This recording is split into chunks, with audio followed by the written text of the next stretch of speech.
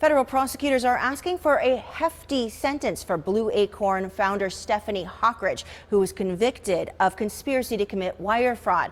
They're asking for her to spend approximately 16 to 19 years in prison, just shy of the 20-year max in this case.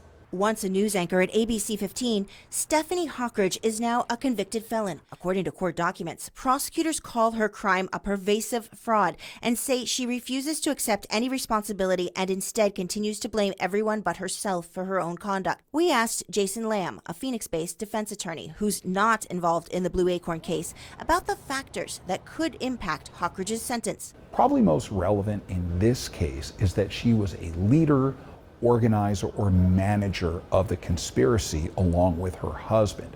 That can cause an increase in one's sentence. In June, Hockridge was found guilty of conspiracy to commit wire fraud. 2 months later, her husband pleaded guilty to the same charge. The couple founded their financial tech company, Blueacorn, in Scottsdale in April 2020, and they worked with others to submit fraudulent Paycheck Protection Program loan applications by fabricating documents that falsified income and payroll figures so that they and their clients could receive forgivable pandemic relief loans for which they were not eligible. This was not a benevolent endeavor gone astray.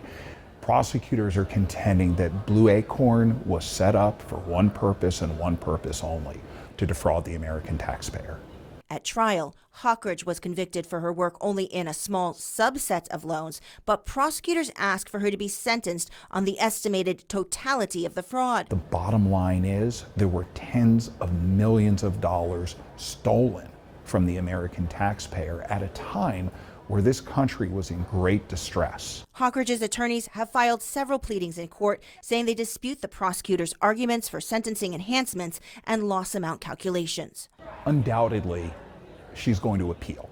Hockridge's attorneys have also filed a request for a new trial, saying that prosecutors failed to disclose some evidence prior to her original trial in June. Hockridge's husband is scheduled to be sentenced next month. He also faces a maximum of 20 years in prison. I'm senior investigator Melissa Blasius, ABC 15, Arizona.